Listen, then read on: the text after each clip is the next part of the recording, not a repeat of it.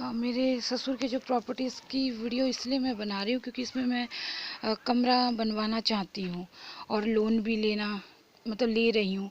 तो कल को मेरा देवर फिर कुछ ऐसा बहाना करके फिर नहीं कह दे कि हाँ मैंने कुछ गलत इल्ज़ाम मेरे पे लगा या फिर, तो इसलिए बस ये वीडियो मैं बना रही हूँ।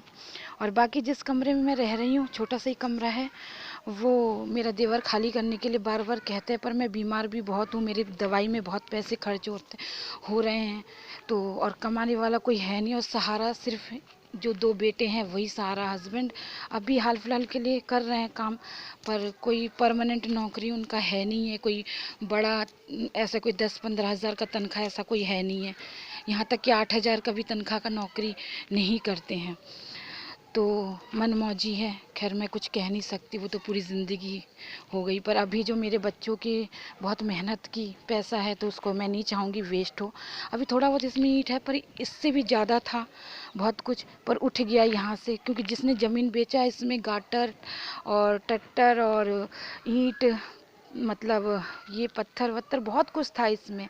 ऐसा नहीं था कि नहीं था, उन्होंने ऐसा कैसे ज़मीन बेच दिया। वो बहुत अच्छे इंसान थे जो बनिया था, तो उन्हें कोई लोभ लालच था नहीं, पर इसमें से बहुत कुछ छूट गया। पर मैं ये सब नहीं कह सकती क्योंकि भाई मेरा सास है, मेरा ससुर है, मेरा देवर है, उनके निगरानी में ही मतलब हुआ है, तो मैं कह नहीं सकती। और पापा है, बाप मम्मी के लिए तो जितने बच्चे हैं वो एक बराबर के होते हैं। पर हाँ इतना होता है कि किसी को कम प्यार होते हैं, किसी को ज़्यादा प्यार होते हैं, बस यही है। पर हमारे घर में ये है कि छोटे को ज़्यादा प्यार करते हैं और बड़े को तो खैर प्यार तो क्या कुछ भी नहीं करते, मतलब ना अपना बेटा को, बड़ा बेटा को चाहते हैं इतना मेरा सास ससुर, और ना मुझे और ना मेरे बच्चों को तो अब ये बच्चे मेरे कमाने लगे हैं इसलिए थोड़ा सा कोशिश करते हैं कि मेरे बच्चों को काबू में करने की मेरी सास, पर मेरे वजह से कर नहीं पाते। तो मेरी सास ये चाहते हैं कि मैं जल्द से जल्द मर जाऊं।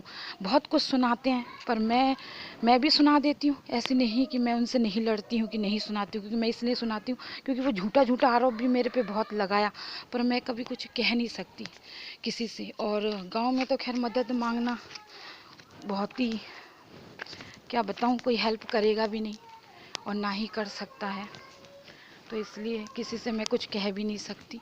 सब सास ससुर के बोलेंगे, भाई वो बड़े हैं इसलिए। तो बस मैं ये वीडियो के ज़रिए से सब तक यही बात पहुंचाना चाहती हूँ कि ये है प्रॉपर्टी मेरे ससुर का जिस पे मैं बनाना चाहती हूँ।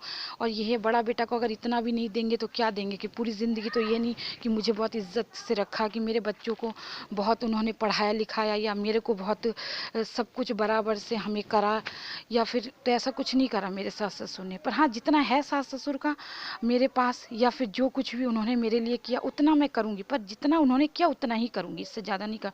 क्योंकि मैं जितनी जिल्लत भरी ज़िंदगी जी, जितनी बेइज्जती हुई, या मेरे बच्चों ने भी जितनी जिल्लत भरी ज़िंदगी जिया या बेइज्जती हुआ, तो वो हमारा दुख किसी से कह के या कोई महसूस नहीं कर पाया, क्योंकि सबके घर में माटी की चूल्हा है।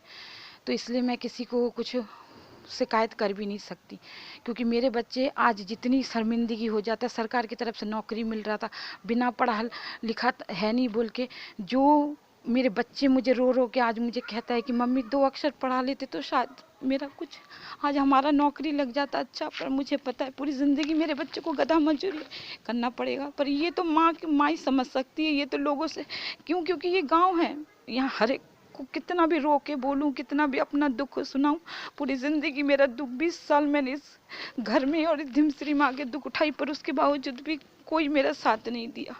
पर हाँ अच्छे हैं सब, क्योंकि मैंने इतना सबको गुस्से में आके सुनाया, या मेरा दिमाग जब एकदम बेकाबू हो गया उसके बाद भी मैंने सबको गाली दिया, फिर भी मुझे कोई कुछ सुनाता नहीं है, कोई मुझे याद भी नहीं दिलाता। इसलिए मैं बहुत सबके आभारी हूँ, बहुत अपने आप को बहुत, क्या बताऊँ, मेरे पर कोई लफ्ज़ ही नहीं है बोलने के लिए अब तो।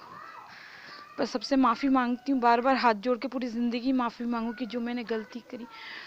पर बस इसीलिए ये वीडियो मैं बना रही हूँ। अगर मुझसे कोई ऐसा गलती हो तो पूरा धिमसरी से हाथ जोड़ के माफ़ी मांग रही हूँ कि इस वीडियो बनाने का मेरा और कोई उद्देश्य, गलत उद्देश्य है नहीं है।